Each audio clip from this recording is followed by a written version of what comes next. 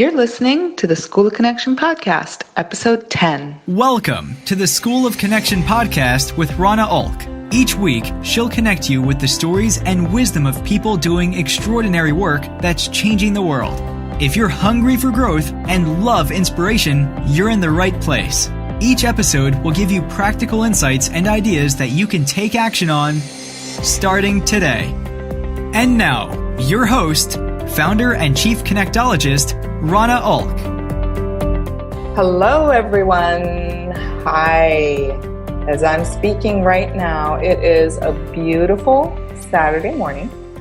I'm looking out at the peaceful day in my neighborhood, and I'm cherishing my last days here. I went on a walk around the block, around our little pond, and I was just looking at it going, oh my gosh, I'm not going to be here much longer.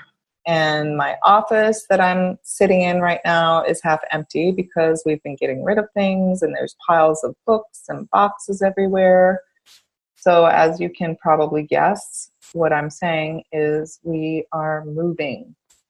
And we're not just moving, but preparing basically to relocate from Florida all the way across the country to Southern California. And let me tell you, this place is a mess. I'm excited, but I'm also a little nervous because, Southern Cali is beautiful. For those of you out there from there, yes, it's gorgeous. I love it. I love mountains. And in Florida, a speed bump is about as high as you're going to get as far as height goes. There's no hiking here. I can't wait to go hiking and exploring. Truthfully, there isn't a lot I'm going to miss about South Florida other than my friends. What I am going to miss, though, is the energy of living in, or at least really close to, the city. I'm a city girl, and the nearest big city for us once we move is going to be San Diego, and that's over an hour away. So I'm not going to see any high-rises, no miles and miles of bustling streets or big city lights. I like those things. Obviously, though, most important is that it's probably going to take some time for me to create new connections and friendships. And I think about that and then I go, but on the other hand, being in a smaller town will probably feel cozier and make connecting to others easier. We'll see. That's a lot of us want connection and intimacy, right? So I'm excited and nervous, which pretty much sums up, I think, a lot of things in life, at least in my life. So while I'm here talking about how far from the city I'm going to be and the, quote, small town of actually 100,000 people that I'm going to be living in, my guest is probably chuckling or even maybe laughing her head off right now because my definition of small town and hers are surely not matching. Natalie Siston knows about small towns because she grew up in a really small town and says she learned everything she ever needed to learn there. I'm going to let her tell you more about herself, why the work she does matters, what led her to it, and what we all can learn from small town ways, even if we've never lived in a small town. And I'm hoping, a little selfishly perhaps, that she's going to have some good pointers and lessons for me. So here she is after that introduction. Natalie, welcome. How are you? Oh, thank you so much. What a great tie-in. I had no idea where you were starting, where you're going, but it's magical. So thank you for that terrific introduction. And yes, we're going to use this time to get you all set and prepared for that move. Great, thanks. So let's start with that. What do you think about a small town of 100,000? I do laugh because I grew up in the town of Republic, Ohio, population 600. Oh, yeah. It's technically not even a town. It's a village, but small village leadership didn't have the same ring as small town leadership when I was thinking about what I would be doing. And I think, right now I live in Dublin, Ohio, which is a suburb of Columbus, and I don't even know the populations off the top of my head, but Dublin is nowhere close to being 100,000 people. So yes, I do chuckle, but I think it's small towns always a state of mind too. So I think that is really what you're bringing up for me is small town is a state of mind. And that's why the tagline I have created for small town leadership is making our big world feel like a smaller place. Okay, so I love that you said that small town is a state of mind. So describe to us, first of all, you have the blog Small Town Leadership, but elaborate on that. What do you mean by small town is a state of mind? Describe that state of mind for us. Absolutely. Well, it might help to back up a little bit just to start with where small town leadership originated and then dig into the small town state of mind. So it was about 3 years ago when I decided I was at a point in my career where I was going, I don't know what's next. I'm itching a little bit.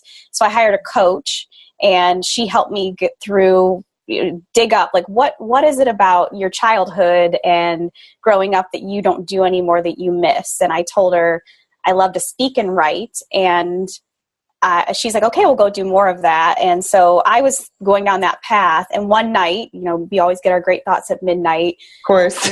I know. I was like, I said, I know what this is. Because whenever I speak or write, it's usually linking what I'm doing now with that small town upbringing. And I said, this feeling I'm having is called small town leadership. Because if I were to describe my leadership style, it would be derived from this small town state of mind, this idea that we are all connected, this idea that community is everything, and this idea that one smile and one connection, no matter if you're doing that in a city of 1 million or in your town of 600, that's all that matters in that moment. And because I experienced so many of those moments of one-to-one connections growing up, because quite literally many times that's all you had was you walked into a store and you were the only other person there. So you had the conversation with the shopkeeper kind of thing. That's the feeling I wanted to bring to the world through small town leadership.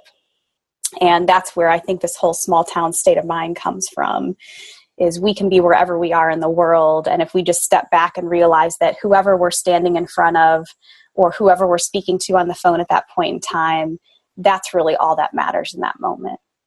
Oh my gosh. You're describing something that I have found in talking to strangers, people are yearning for.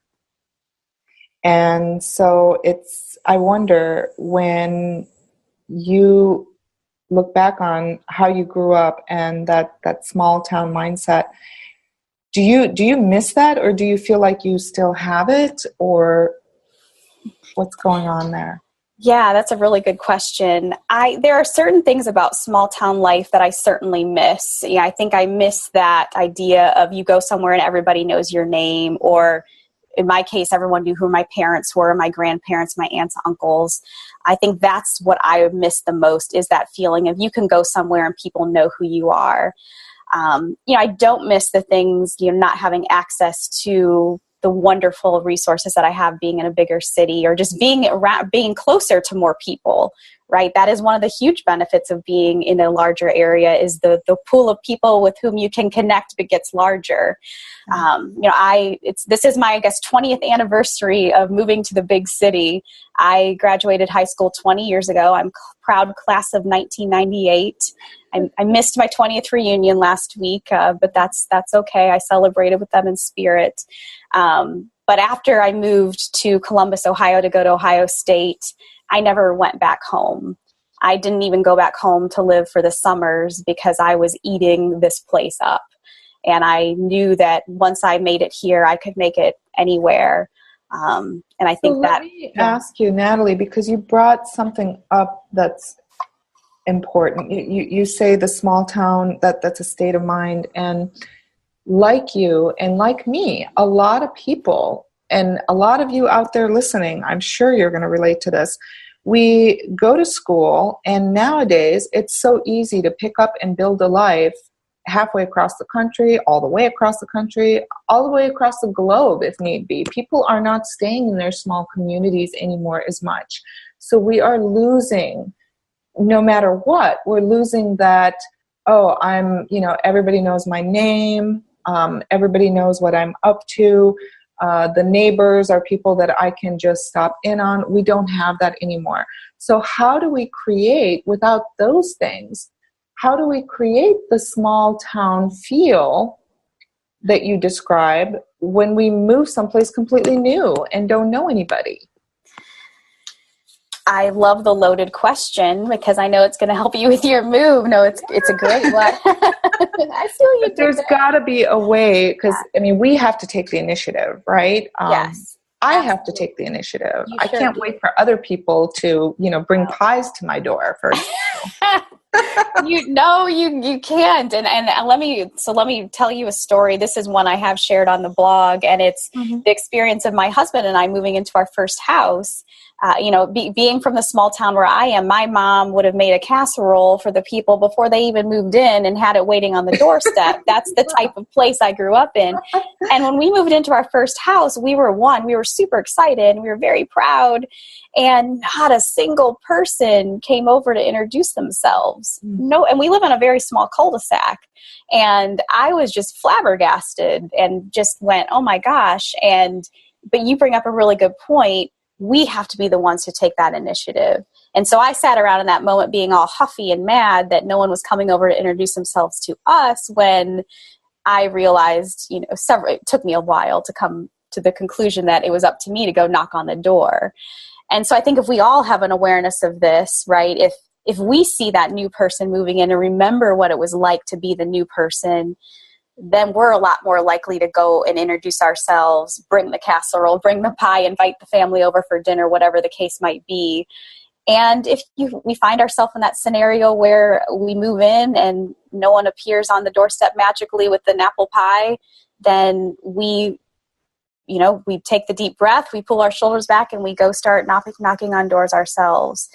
And I want to tell you that is probably one of the hardest things for us to do. And that's why we've gotten to the point where we've gotten to feeling isolated and disconnected, is because I think we're all sitting around waiting for somebody else to do the thing.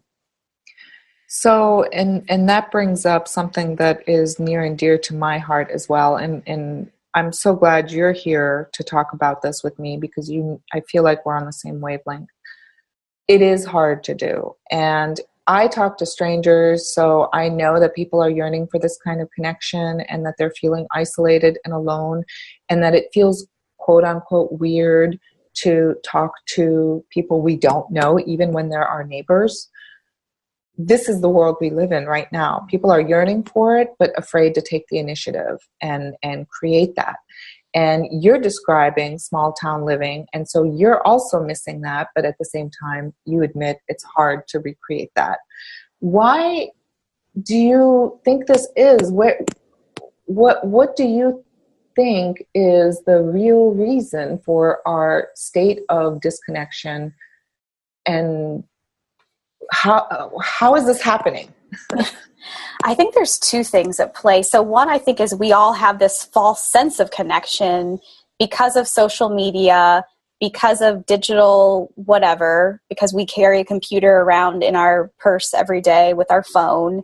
So I think we have a false sense of connection. So we might say, oh, I don't need that, right? Well, I just checked this morning, I have 1,100 LinkedIn connections. And I know most of my LinkedIn connections. They're not just random people who I, connect in with. So combine that with the hundreds of Facebook friends and the hundreds of Instagram followers and whatever, add it all up, and you feel like, oh, I'm good, right? I don't need to worry about connecting with people. So I think that's one thing. We have this false sense, so we don't take action. But I think the bigger thing is that we've forgotten who we are. Ooh, ouch. Okay. Because we're so busy being this person online, or we're so busy trying to take the next great photo or shoot the next great video. And I'm as guilty of this as the next person, that somewhere along the line, we forget who we are. And so therefore you don't know how to show up as yourself. So even when you do take that effort to go shake the hand, knock on the door, send that email or text message, if you're not in your own skin and you're not believing who you are, you might as well not be even taking that action. Wow. So we're online so often, and online, you don't want to be the negative person. You don't want to be the Debbie Downer. You don't want to be the messy person. So in a way, all we're showing is, and everybody knows this, we're showing the highlights, but it's so easy to hide the messier parts of being human, right? Mm-hmm. And the more we hide those aspects of ourselves, the more we end up forgetting and losing those aspects of ourselves, which is completely inauthentic. Is that? Oh, 100%. And I think that's why we walk around every day, and the typical interaction is, hi, how are you? Great. Awesome. Have a great day. And you move along, because people are afraid to be a little vulnerable to step into that when they aren't having a good day, to say, yeah, it's kind of rough today. And how do we react though? I think, I can't remember. I've had so many of these conversations lately, but when somebody says, I'm not doing well, I have to admit, okay, if I run into my neighbor across the street, I do actually know my neighbors. Her name is Mary Jane, and I love her. And so if I see her and I say, hey, how are you? And I just happen to be taking the garbage bin to the curb, right? If she were to say, oh my gosh, I'm having the worst day, I don't know what I would do sometimes. I mean, I think here's where, oh gosh, this is so hard to say. But there are times when I'd be like, oh, come on in, let's sit down and chat about it. But then there are times where I'm like, oh God, I just wanted to take the garbage out. I have only 1 minute and I got to get back into work. Like our priorities have changed. Yes. Right? And how am I going to disengage from this? Oh my gosh, is this going to be 2 minutes or is it going to be all day? Right. Well, I think you hit on the third thing that's probably getting in our way, which is we're, quote, busy. We're so busy. And I think that's when you just have to step into your humanness and admit, if like, oh gosh, Mary Jane, I'm really sorry to hear that you're feeling that way today. I have an appointment waiting for me, but you know where to find me. Can we get together later? That it's the acknowledging it, and then determining if you want to step into that later, or if you just have to gracefully bow out. And that's, but you're probably right. That's why Mary Jane probably most likely just shakes her head and says, great, because she doesn't want to put the other person in an awkward position. But see, this is where how we react, and we can't really separate our behaviors from, it's like if I'm acting without thinking at all about the other person, how they might take that, it just becomes such a mess, because now the reason that we don't say what's really going on with us is because we don't want to put someone else in that position of thinking, oh God, not now, right? Absolutely. So we don't say anything. I don't say anything because I don't want to be a bother. And yet when I need somebody, then I complain that there's nobody there for me, or that there's no one to talk to. And so we're all walking around in this state of loneliness and disconnection. And it's just not right. It's not right. And if I was in Mary Jane's place in this scenario, right? If someone said to me, oh gosh, Rana, not right now, come later, or I don't have time for this, but I really care about you, so let's set up a meeting. Why don't you stop by tonight after dinner? I would not take that personally. I wouldn't be upset. I'd be like, oh, awesome. But everybody always assumes that the other person will be upset if they are honest. Wow. You know what I mean? Right, but you just played that back in the opposite way, and that's not true. So perhaps we just need to be comfortable in our own shoes and in our own truth, and not worry about the other person's reaction. I think that, to your point, is the hardest part about all this. What if for a day we can forget about what the reaction is going to be? Because if you think about it, that's why we're putting all those beautiful pictures on Instagram and Facebook, because we want the little heart. We want the little thumbs up. It feels good. We get a little kick from that, which is the same reason where we say, I'm great, I'm doing awesome. And it takes vulnerability. To be honest and who you are, and not care about what, not care about the rejection, or it's vulnerability. We're all afraid to be vulnerable. And it seems like in today's day and age, it's getting even harder. Absolutely. And that's one of my favorite authors is Brene Brown. And she's been a really big inspiration for the latest series I've been writing in my blog, which is 52 Weeks of Meaningful Connections. I've read Daring Greatly right before I started that series. And in the middle of it, I read Braving the Wilderness. Oh, really? And these are two of her key points, is just how do you talk about courage and vulnerability? And I think where it led to me was this idea of authenticity and being okay with being who you are. And I think, going back to this whole small town state of mind is you can't hide in a small town, right? So whether the brand that you're casted in from a young age is right or wrong, you're known, right? You're known by the thing you did when you were 6 because everybody in the town found out, or you were known as the kid who was good at sports or good at math or not good at those things, or the troublemaker or the goody two-shoes. And I think because of that, I think I was able to lean into who I was growing up. I was proud of who I was growing up. I was proud of my family, and probably a lot of people living in small towns had the opposite feelings of me. They felt bad about how they were cast, and that wasn't helpful. But that helped me be authentic when I was there. And I think just slowly over these 20 years that I've talked about from when I haven't lived there is when I started to fall out of that authenticity, which is when I feel like I realized and woke up one day and said, gosh, I think I'm lonely. Let's talk about that. First of all, you brought up the 52 weeks of meaningful connections. Meaningful connections. And that's why I wanted you here, is because you know, that's the magic, meaningful connections. So I perked up when somebody referred me to you. But you talk about loneliness and why you created that as well. So could you elaborate? What's the loneliness? Yeah, I think the loneliness trigger didn't happen until partway through writing this series. So I'll back up a little bit and tell you about writing the series. Mm-hmm. It was another one of those like moments of flash of idea. I was taking a walk one day on my lunch hour and I wanted to write something else. I wanted to put something out on a thematic basis, and it just came to me. Well, what we're all craving are these meaningful connections.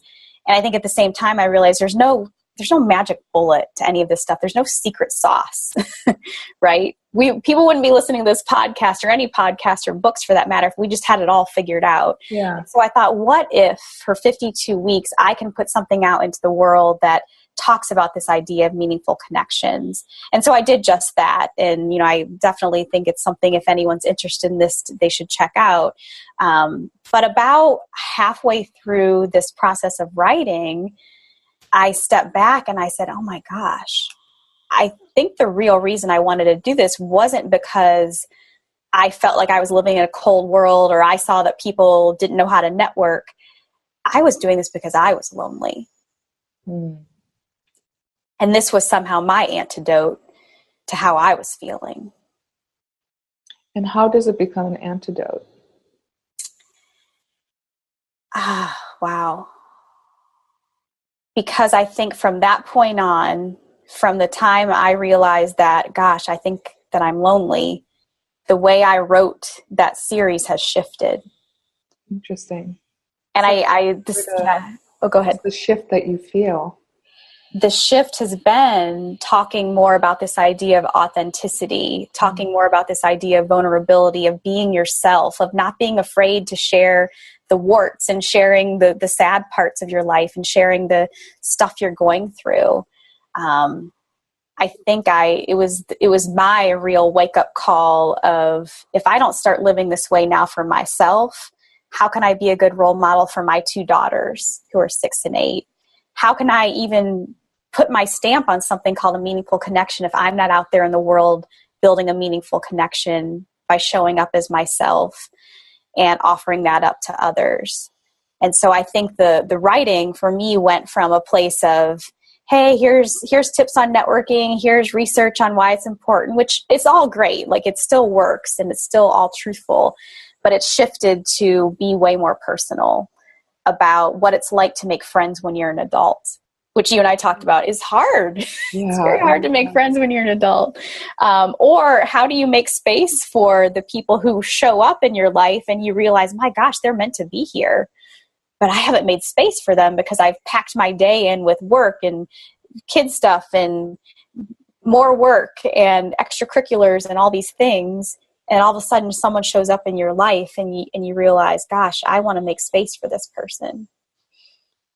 Wow. So there's so much to unpack there. It's almost as if I have all these thoughts in my head and I'm going to try to make sense of them. But loneliness then is obviously I think most of us and our listeners by now know. I'm sure many of our listeners actually have experienced this, because if we look at the statistics, a good portion of us are lonely, even though we're surrounded by people.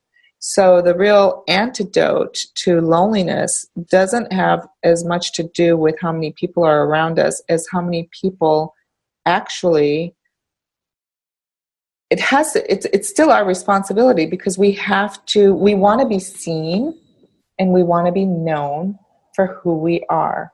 But if we continue to hide our vulnerabilities, if we continue to not want to be vulnerable, we can't be known. And that is what makes us lonely. So we are almost the cause of our own loneliness. If we can't be vulnerable, if we can't show ourselves, we can't be seen by anybody for who we are, right? The feeling, the sense of loneliness is, I want people to know me. And that's related to why it's harder to make friends when you're older, maybe, because part of knowing me is knowing my history, sharing many of the experiences with me that, I've had, and it's hard to create that with somebody new. It sure is, especially when you can resort back to the comfort zone. You can resort back to the people who do know you, and whether or not you feel very close to them, it's just easy. It's comfortable. You've got a place there. And I think, you and I both went to the same coaching school, and I have just been amazed at the number of friends and deep connections I have made through that experience.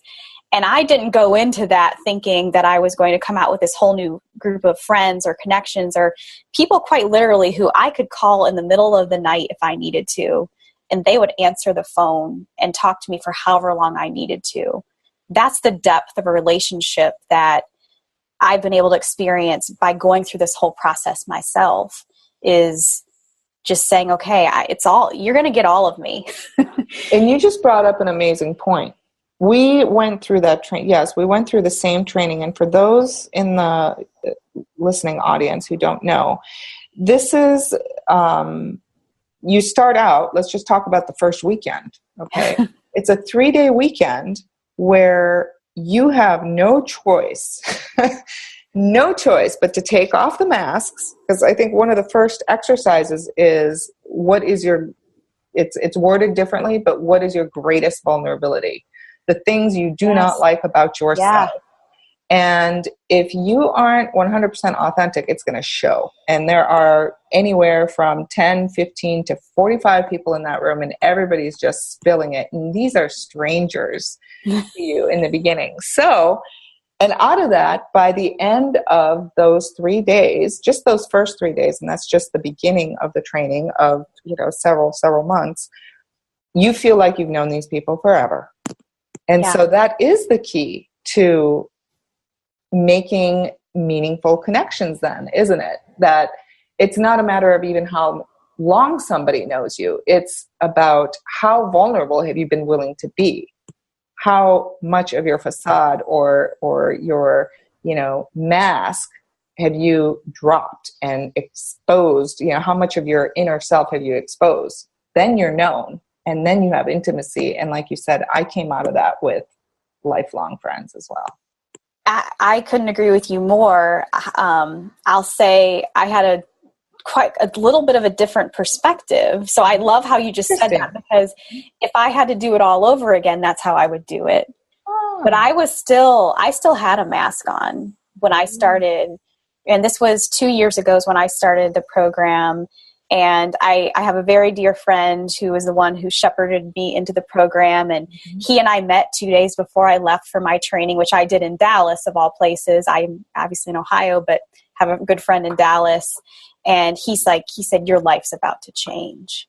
And I was like, oh, amen. That's what I want. I want my life to change. I want this magic bullet, this antidote, this thing. And so I went through the 3-day experience. Yes, met wonderful people and felt like I formed at least relationships. I wouldn't say connections, but relationships. But I left that following Monday and I said, my life didn't change. Because I was expecting this magic bullet experience, because I know people have had that happen for them. However, if you fast forward a year later, that's when it hit me. That's when the change happened. Wow. So I think it just took me a while to take the mask off. I'm so glad you brought that up, because it's true. For some people, it was a little harder, I think. And no matter what, I think it's kind of like peeling, we always talk about peeling back the layers of an onion, right? Sometimes it takes going through that kind of an experience, that first weekend, so to speak, or any kind of experience where you're laying it all out and laying it bare for people, to realize how much more there is. And maybe you did your best, but then you walk away going, oh my gosh, I had masks on that I didn't even know I still have. So it could be partially that, but and all of this, I think, is to say that, learning how to be vulnerable. And I'm also going to say, I think earlier I said part of the reason it's harder these days in this age to be vulnerable is because we have all these social media connections and all these people whose judgment we fear now. It's a lot more. It's like we're always on display. So there seems to be so much more to lose if you screw up, right? Or there's just so many more people watching and paying attention, so we think. But meaningful connections require vulnerability. I think that's the lesson here. So tell us about where people can find you online and why they should check out 52 Weeks of Meaningful Connections. So people can find me at smalltownleadership.com. That's the easiest place to go. All my social links are there. So social or smalltownleadership.com, or Natalie Siston on all things LinkedIn, Instagram, Facebook. And you'll find a link on Small Town Leadership directly to 52 Weeks of Meaningful Connections. And I would definitely suggest checking it out, because it's bite-sized pieces of things you can do to help chip away wherever you're feeling on your scale of 0 being, I don't have any meaningful connections, to 10, I'm booked full of meaningful connections. I think you can be on any level of that spectrum and take something away from each week of content that will help you assess how you're doing as someone who's showing up authentically, who's trying to connect with others, and how you can make other people feel more comfortable about showing up and connecting with others as well. What's a change that you would like to see, Natalie? What inspires you? Why are you doing this? You're doing it for others, not just yourself. Absolutely. I'm doing this for others. I am doing it because I want to make our big world feel like a smaller place, because I do want people to feel like they're in Republic, Ohio. That's the feeling I'm aiming for every day in any place I go, whether I'm here in my home or traveling for work, that kind of thing. I want to make that place feel like home. And I think one action that everyone can take every day, and you're a great role model for this, is to talk to strangers. And just wherever we're going, just a smile and a hello can go so far to making someone feel like they're acknowledged and they're seen. And taking that even a step further to have some sort of small conversation, you never, ever, ever know where that's going to go. And I think that's where the magic happens. It's sitting in the airplane seat, taking the headphones off for a change, and having a meaningful conversation with the person next to you. And not being afraid after a little while to say, okay, I'm going to read my book now. Absolutely. And retreating back to the laptop if it's time. Absolutely. Just being yourself, right? Just being yourself. Absolutely. I think that we all just need to start with that hello and a smile, because that could be the spark that breaks down the artificial barriers that we're all experiencing that have led to this loneliness, disconnection, angsty place that the world feels like a lot of times. Gosh, I love that. And I love that you beat me to it. That one small action is something that we ask about, I ask about at the end of every episode. And so for those who didn't hear that quite right, let's repeat it, because I think it's so important.